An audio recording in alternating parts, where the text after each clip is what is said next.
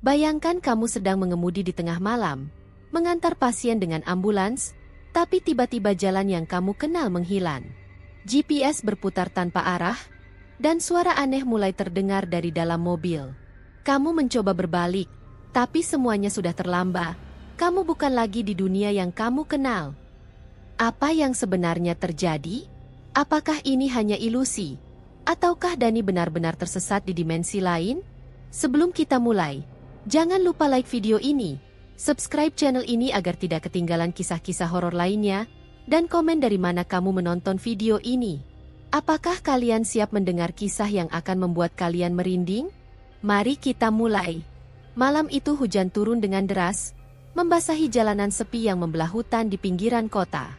Angin berhembus kencang, menggoyangkan dahan-dahan pohon yang menjulang tinggi di tepi jalan. Rintik hujan yang jatuh menghantam atap ambulans dengan suara gemuruh, seolah memberi peringatan akan sesuatu yang mengintai di balik pekatnya malam. Dani, seorang sopir ambulans yang sudah bertahun-tahun bekerja dalam dunia medis, malam ini mendapat panggilan darurat untuk menjemput seorang pasien di desa terpencil di perbatasan kota. Dengan sirene yang meraung, ia memacu kendaraannya melewati jalanan licin yang berkelok tajam. Cahaya lampu mobilnya berusaha menembus kegelapan, namun kabut tebal yang turun membuat pandangannya terbatas. Di layar GPS, jalur yang harusnya lurus tiba-tiba berubah, berputar-putar tanpa arah yang jelas.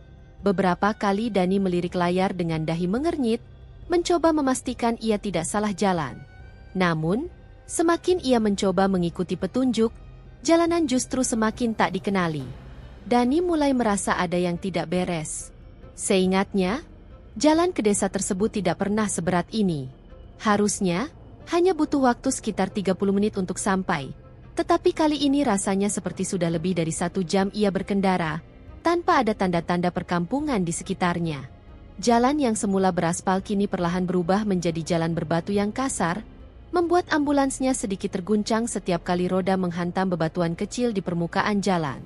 Jantungnya mulai berdetak lebih cepat saat menyadari sesuatu yang aneh. Pepohonan di sekitarnya terlihat semakin tinggi dan rapat, seolah menutupi langit di atasnya. Semakin ia melaju, suasana semakin mencekam. Tidak ada rumah, tidak ada lampu jalan, hanya pekatnya malam yang membungkus jalanan dengan kegelapan. Hanya suara gemuruh hujan dan gesekan ranting yang terdengar samar, menciptakan harmoni mengerikan yang membuat bulu kuduknya berdiri. Ia mencoba berbalik arah, berharap bisa kembali ke jalan utama. Namun, saat menoleh ke belakang, jantungnya terasa hampir berhenti. Jalan yang tadi ia lewati kini sudah hilang. Tidak ada jejak ban, tidak ada tanda-tanda jalan yang baru saja ia lalui. Yang ada hanya hamparan hutan gelap yang tidak pernah ia lihat sebelumnya. Dani mulai panik. Napasnya tersengal saat tangannya menggenggam erat kemudi, mencoba memahami apa yang sebenarnya sedang terjadi. Jari-jarinya gemetar saat ia mencoba menghubungi rekannya melalui radio komunikasi yang terpasang di dashboard. Namun, suara statis yang memekakan telinga justru menjadi satu-satunya balasan. "Halo? Masih ada yang di frekuensi ini?"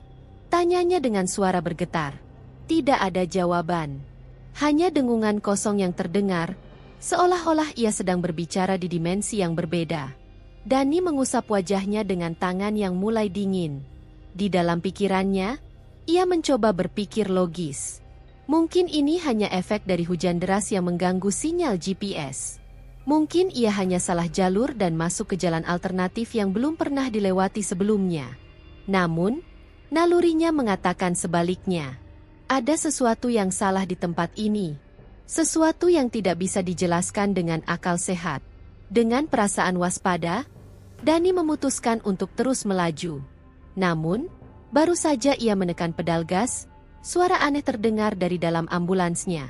Suara samar, seperti seseorang berbisik dari kursi belakang. Dani menelan ludah. Ia tahu bahwa seharusnya tidak ada siapa-siapa di dalam mobil ini selain dirinya. Lalu, siapa yang sedang berbisik di belakang? Dani merasakan bulu kuduknya meremang seketika. Telinganya menangkap suara yang sebelumnya tak ada. Suara bisikan lirih yang terdengar samar dari dalam ambulans. Ia menelan ludah, matanya melirik ke kaca spion tengah, berusaha memastikan bahwa ia masih sendirian. Namun, di sana, tidak ada siapa-siapa. Hanya deretan kursi kosong di belakang, lengkap dengan berangkar tempat pasien biasanya terbaring. Tapi suara itu masih ada. Ia menguatkan hati dan mencoba fokus mengemudi. Mungkin cuma suara hujan, pikirnya, meskipun jauh di dalam hatinya ia tahu, itu bukan suara hujan. Hujan memang deras, namun suara ini lebih dekat. Terdengar seperti seseorang yang mengucapkan sesuatu dengan lirih, hampir tak terdengar, seperti gumaman seseorang yang tengah merintih kesakitan. Tangan Dani semakin erat menggenggam kemudi. Ia mencoba sekali lagi menghubungi pusat komunikasi melalui radio. "Halo, ini Dani. Saya sedang dalam perjalanan menuju lokasi pasien. Tapi saya kehilangan arah. Ada yang bisa mendengar saya?" Tanyanya, berharap kali ini ada yang merespons. Namun, lagi-lagi hanya suara statis yang terdengar. Kali ini lebih nyaring, lebih mengganggu, seolah ada sesuatu yang sengaja mengacaukan sinyal. Dani menggerutu pelan, lalu mencoba menghubungi melalui ponselnya. Namun, tidak ada jaringan. Layar ponselnya menunjukkan tanda silang, pertanda bahwa sinyal benar-benar menghilang. Dani menghembuskan napas kasar. Keadaan semakin tidak masuk akal. Bagaimana mungkin sinyal radio dan ponsel bisa hilang di saat yang bersamaan? Biasanya, meskipun di daerah terpencil, ia masih bisa menangkap sedikit sinyal. Namun, di tempat ini, tidak ada apapun. Seolah-olah ia telah keluar dari jangkauan dunia nyata. Dan saat itulah, dari sudut matanya, ia melihat sesuatu, sosok seorang wanita berdiri di pinggir jalan. Wanita itu mengenakan pakaian lusuh, rambut panjangnya basah kuyup tertutup air hujan. Tubuhnya gemetar, dan bibirnya terlihat bergerak seperti mencoba mengatakan sesuatu, meskipun tanpa suara. Matanya kosong, menatap ke arah Dani dengan tatapan yang tidak bisa ia jelaskan. Bukan sekadar meminta pertolongan, tapi lebih seperti memanggilnya. Dani refleks menginjak rem. Ambulans berhenti mendadak, menyebabkan tubuhnya sedikit terdorong ke depan. Ia mengerjapkan mata, memastikan bahwa apa yang ia lihat benar-benar nyata. Wanita itu tetap berdiri di tempat yang sama. Hujan semakin deras, tapi Dani bisa melihat dengan jelas bagaimana bibir wanita itu terus bergerak. Seperti menyebutkan sesuatu, berulang kali, tanpa suara. Dani berusaha mengumpulkan keberanian. Ia membuka sedikit kaca jendela, membiarkan udara dingin masuk ke dalam kabin mobilnya. "Bu, Anda baik-baik saja?" Tanyanya dengan suara serak. Tidak ada jawaban. Wanita itu tetap diam, hanya bibirnya yang terus bergerak. Lalu, sesuatu yang lebih aneh terjadi. Hawa di dalam ambulansnya mendadak terasa lebih dingin, menusuk hingga ke tulang. Napas Dani mulai terlihat, seolah-olah ia berada di ruangan bersuhu beku. Ia buru-buru menyalakan pemanas udara, tapi tombolnya tidak berfungsi. Dan tepat pada saat itu, sesuatu membuat jantungnya hampir berhenti berdetak. Dari dalam ambulans, dari kursi belakang yang kosong, terdengar suara tangisan pelan. Dani tersentak. Dengan gerakan cepat, ia menoleh ke belakang. Namun, berangkar tempat pasien terbaring kini kosong. Sabuk pengamannya bergerak perlahan. Seperti ada seseorang yang baru saja bangun dari sana. Dani terpaku. Ia tidak bisa bergerak, tidak bisa berpikir. Otaknya berusaha mencari penjelasan logis, tapi tubuhnya sudah membeku dalam ketakutan. Dan ketika ia kembali menatap ke depan, wanita itu sudah tidak ada. Yang tersisa hanya jalanan gelap yang tak berujung, dan suara tangisan yang kini semakin jelas dari dalam ambulans. Dani tahu, ia tidak sendiri di dalam mobil ini. Dani merasakan ketakutan menjalar ke seluruh tubuhnya. Suara tangisan yang semula samar kini semakin jelas, terdengar seperti seorang perempuan menangis lirih dari dalam ambulans. Ia menelan ludah, meneguhkan hati untuk tidak berbalik lagi ke kursi belakang. Namun, rasa penasaran bercampur ketakutan membuat tangannya gemetar di atas kemudi. Suhu di dalam ambulans semakin menurun, membuat embusan napasnya terlihat di udara. Tangannya mencoba mengatur ulang pemanas, tapi tombol-tombolnya tidak merespons. Bahkan, suara sirene ambulans yang sebelumnya meraung kini terdengar semakin jauh, seperti berasal dari tempat lain. Dani merasa seolah-olah dirinya sedang terisolasi dalam ruang dan waktu yang berbeda. Dengan napas yang memburu, ia menekan pedal gas lebih dalam, berharap bisa segera keluar dari jalanan ini. Namun, semakin ia melaju, jalan malah semakin tak berujung. Pohon-pohon yang tadi berada di kejauhan kini terasa lebih dekat, lebih tinggi, seolah menutup dirinya dalam lorong hutan yang tak pernah ia kenal. Tiba-tiba, lampu-lampu ambulansnya berkedip sendiri. Sekilas, ia melihat bayangan di kaca spion. Matanya membelalak saat menyadari sesuatu yang tidak seharusnya ada di sana. Seseorang duduk di kursi belakang, nafas Dani tercekat. Bayangan di kaca spion itu bukan miliknya. Bukan juga pantulan kursi kosong. Itu adalah sosok seorang pria tua dengan wajah pucat dan penuh luka, menatapnya tanpa ekspresi. Matanya cekung, bibirnya sedikit terbuka, dan tubuhnya terlihat lemah seperti pasien yang baru saja keluar dari ruang operasi. Dani ingin berteriak, tapi suaranya tercekat di tenggorokan. Dengan tangan yang gemetar, ia memberanikan diri melihat langsung ke kursi belakang kosong. Namun, ketika ia kembali menatap kaca spion, sosok itu masih ada. Dani hampir kehilangan kendali atas mobilnya. Ia menginjak rem mendadak, membuat ambulans terguncang hebat. Dadanya naik turun, jantungnya berpacu lebih cepat dari sebelumnya. Bayangan itu, siapa dia? Kenapa ia ada di dalam mobil ini? Dengan tangan bergetar, Dani mencoba membaca doa dalam hati. Namun, belum sempat ia menenangkan diri, sesuatu yang lebih mengerikan terjadi. Ambulans yang ia kendarai tiba-tiba mati total. Mesin mendadak berhenti, lampu-lampu padam, dan kini hanya ada suara hujan deras di luar sana. Ia mencoba menstarter kembali, tetapi tombol start tidak merespons. Di tengah kepanikannya, suara lain mulai terdengar. Bukan lagi tangisan, melainkan suara tarikan napas panjang, berat, dan dekat, begitu dekat. Seakan seseorang sedang duduk di kursi penumpang depan. Dani tidak berani menoleh. Namun, dari sudut matanya, ia bisa melihat sesuatu yang membuatnya hampir pingsan. Ada jejak tangan pucat yang perlahan muncul di kaca jendela di sebelahnya. Jejak itu seakan terbuat dari uap dingin, bergerak perlahan seolah seseorang dari luar sedang mencoba menyentuhnya. Dani merasakan tubuhnya mulai kehilangan tenaga. Ini bukan lagi sekadar kesalahan jalan atau gangguan teknis. Ia telah masuk ke dalam sesuatu yang jauh lebih gelap.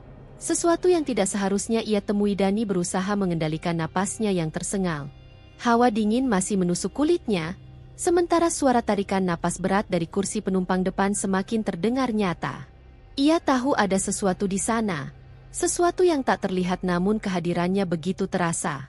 Jemarinya yang basah oleh keringat mencengkeram kemudi lebih erat, berusaha mencari cara untuk keluar dari situasi mengerikan ini. Dengan tangan gemetar, ia mencoba kembali menyalakan mesin ambulans, namun tombol start tetap tidak merespons. Dani mencoba menarik napas panjang, berpikir bahwa ini mungkin hanya gangguan teknis. Namun, suara dari kursi penumpang depan kini semakin jelas, bukan sekadar tarikan napas, melainkan seperti seseorang yang sedang menggumamkan sesuatu dengan nada rendah, seolah sedang membaca sesuatu yang tidak bisa ia pahami. Saat itulah, dari kaca depan, ia melihat sesuatu yang membuat darahnya membeku. Di tengah derasnya hujan, berdiri sebuah rumah tua di tepi jalan. Rumah itu tidak seharusnya ada di sana. Dani yakin bahwa sepanjang perjalanan tadi, ia tidak melihat rumah satupun.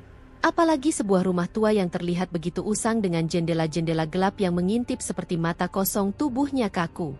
Sebuah dorongan aneh di dalam dirinya mengatakan bahwa ia harus pergi dari tempat ini secepat mungkin. Namun, ambulansnya tetap mati, sinyal masih hilang, dan satu-satunya tempat yang terlihat adalah rumah tua itu.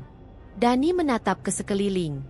Hutan yang mengelilinginya terasa semakin lebat, seolah mendekat dan menutup jalan yang sebelumnya ada.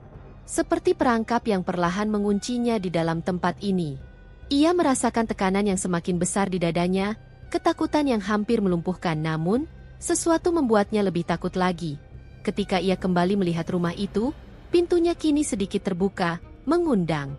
Tidak ada cahaya dari dalamnya. Hanya kegelapan pekat yang terasa begitu dalam dan dingin. Angin bertiup lebih kencang, membawa suara gemerisik dari dahan-dahan pohon, seolah ada sesuatu yang berbisik memanggilnya.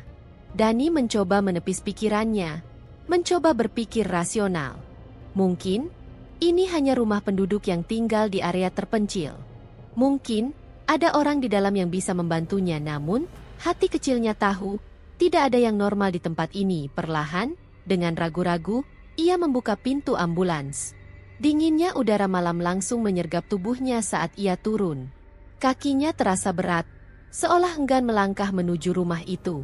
Namun, langkahnya terus maju. Seperti ada kekuatan tak terlihat yang menariknya semakin dekat. Begitu ia sampai di depan pintu rumah, Dani menelan ludah. Jantungnya berdebar kencang saat tangannya terulur untuk mengetuk pintu yang terbuka sedikit. "Permisi, ada orang di dalam?" Suaranya bergetar, nyaris tak terdengar di antara suara hujan. Tidak ada jawaban, namun saat ia hendak berbalik dan kembali ke ambulans, pintu itu tiba-tiba terbuka lebih lebar. Tanpa ada yang menyentuhnya, Dani berdiri membeku. Di balik pintu itu, tampak sebuah lorong panjang yang gelap. Terlalu gelap, seolah lorong itu tidak memiliki ujung. Udara dari dalamnya terasa lebih dingin, lebih berat, membawa aroma tanah basah dan sesuatu yang membusuk. Jantung Dani berdetak semakin kencang. Nalurinya berteriak agar ia tidak masuk. Namun, pada saat yang sama, ada sesuatu dari dalam rumah itu yang seperti menariknya masuk. Dan sebelum ia sempat berpikir lebih jauh, pintu di belakangnya tertutup dengan keras. Kini, Dani terperangkap di dalam rumah yang tidak seharusnya ada. Di dalam tempat yang tidak seharusnya ia masuki, Dani berdiri membeku di tengah lorong rumah tua itu. Hawa dingin yang menyelimuti ruangan terasa lebih menusuk dibandingkan udara malam di luar. Ruangan ini tidak memiliki cahaya apapun selain kilatan petir yang sesekali menerangi celah-celah dinding yang kusam dan berjamur. Bau tanah basah bercampur sesuatu yang membusuk menguar di udara, membuat perutnya mual. Lorong di depannya terasa begitu panjang, lebih panjang dari yang seharusnya bisa dimiliki sebuah rumah biasa. Dengan tangan gemetar, Dani merogoh sakunya dan mengeluarkan senter kecil. Cahaya putih redup dari senter itu menyorot dinding-dinding rumah, memperlihatkan sesuatu yang membuatnya semakin gemetar. Di sepanjang dinding, tergantung foto-foto tua dalam bingkai kayu yang sudah mengelupas, namun bukan itu yang membuat napasnya tertahan. Foto-foto itu adalah foto dirinya. Dani membelalak. Tangannya gemetar saat ia mengangkat senter lebih tinggi, memastikan penglihatannya tidak salah. Foto-foto itu benar-benar menampilkan dirinya dalam berbagai situasi. Ada yang sedang mengemudi, ada yang sedang duduk di ruang istirahat rumah sakit.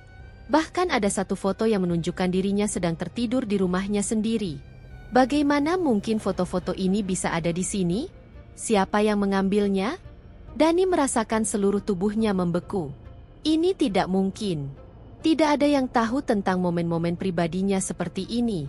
Tapi foto-foto itu ada di sana, berderet sepanjang lorong seolah menandakan bahwa seseorang telah mengawasinya sejak lama. Jantungnya berdegup kencang. Tiba-tiba, suara langkah kaki terdengar dari ujung lorong. Bukan hanya satu langkah, bukan hanya dua, tapi banyak. Suara itu mendekat, semakin cepat, semakin keras, seperti ada puluhan orang berlari ke arahnya. Dani menyorotkan senter ke ujung lorong. Namun yang ia lihat hanyalah kegelapan yang pekat. Tidak ada siapapun, tidak ada yang terlihat. Tapi suara langkah kaki itu semakin dekat. Dani mundur dengan napas terengah-engah. Tangannya berusaha mencari pegangan di dinding. Namun dinding itu terasa dingin dan lembab, seperti daging basah yang bernyawa. Ia hampir berteriak saat merasakan sesuatu bergerak di bawah jemarinya. Seperti urat nadi yang berdenyut di balik permukaan dinding. Tiba-tiba, sebuah suara terdengar dari belakangnya. "Kenapa kamu di sini?" Dani tersentak. Jantungnya seolah berhenti berdetak. Suara itu dingin, berbisik tepat di belakang telinganya.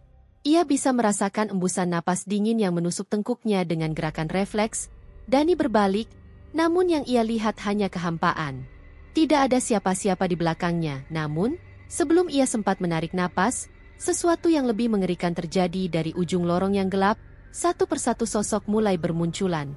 Mereka bergerak dengan langkah kaku, wajah mereka pucat dan kosong, mata mereka hitam pekat tanpa bola mata. Mereka mengenakan pakaian yang lusuh dan kotor, tubuh mereka terlihat layu seolah tak bernyawa. Dani mundur perlahan, matanya tidak bisa lepas dari sosok-sosok itu yang semakin mendekat. Namun, saat ia mencoba berlari, sesuatu yang lebih buruk terjadi. Di ujung lorong yang lain, ada seseorang yang berdiri diam, seseorang yang Dani kenal, dirinya sendiri. Dani melihat sosok itu, dirinya sendiri dalam bentuk yang mengerikan, wajahnya pucat, matanya kosong, dan bibirnya bergerak seolah mengucapkan sesuatu yang tak bersuara.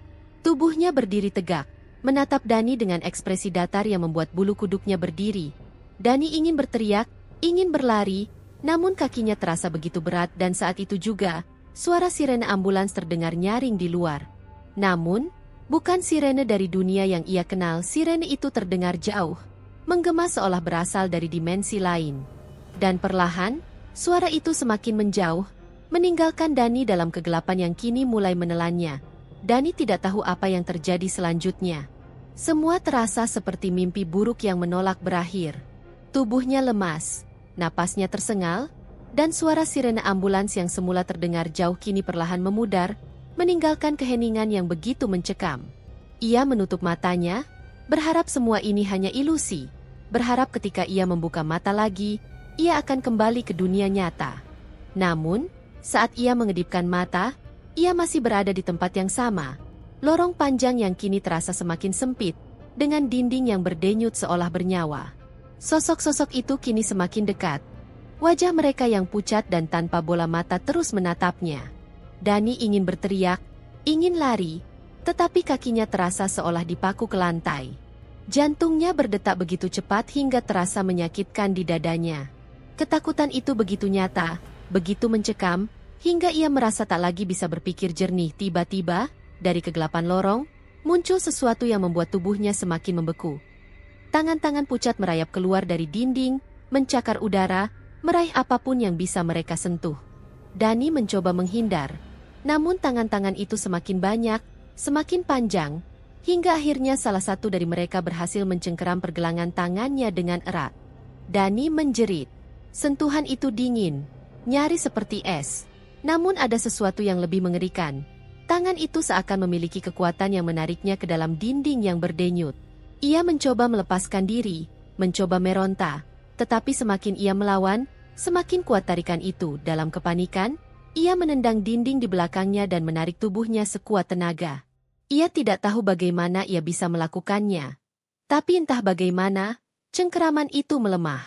Dalam satu gerakan cepat, ia berhasil melepaskan tangannya dan jatuh terduduk di lantai. Napasnya tersengal, jantungnya hampir melompat keluar dari dadanya. Dan saat itu juga, segalanya berubah. Dani mendadak merasa tubuhnya ringan, seolah ada sesuatu yang menariknya kembali. Lorong yang tadi sempit kini mulai berputar, menjadi bayangan kabur yang perlahan menghilang. Suara-suara aneh yang mengisi udara mulai lenyap, digantikan oleh suara hujan yang familiar. Tiba-tiba, ia merasakan siraman cahaya terang yang menyilaukan. Ambulansnya. Dani terlonjak dan menemukan dirinya duduk di kursi pengemudi ambulans. Tangannya masih mencengkeram kemudi dengan erat. Hujan deras masih mengguyur, dan jalanan yang tadi terasa asing kini kembali seperti semula. Tidak ada hutan pekat, tidak ada rumah tua, tidak ada lorong panjang yang menyesatkan. Ia menoleh ke belakang dengan napas tersengal. Kursi belakang ambulans kosong. Tidak ada sosok pria tua, tidak ada sabuk pengaman yang bergerak sendiri. Semuanya tampak normal, seolah tidak pernah terjadi apa-apa. Namun, ada sesuatu yang membuat dadanya mencelos. Di dashboard ambulans, tergeletak sebuah foto tua yang terlihat kusam dan lembab. Dengan tangan gemetar, Dani mengambilnya dan menatapnya dengan saksama. Itu adalah foto pria tua yang tadi ia lihat di kaca spion. Pria yang duduk di kursi belakang ambulans. Dani merasakan bulu kuduknya berdiri. Ia tidak membawa siapapun di ambulansnya malam ini. Tapi foto itu ada di sana, sebagai bukti bahwa semua yang ia alami bukan sekadar mimpi buruk. Dengan jantung yang masih berdetak kencang, Dani menekan pedal gas. Ia tidak peduli lagi kemana ia harus pergi, yang penting adalah menjauh dari tempat ini secepat mungkin. Malam itu, ia memutuskan satu hal: ia tidak akan pernah lagi menerima panggilan dari desa itu. Tidak malam ini, tidak selamanya.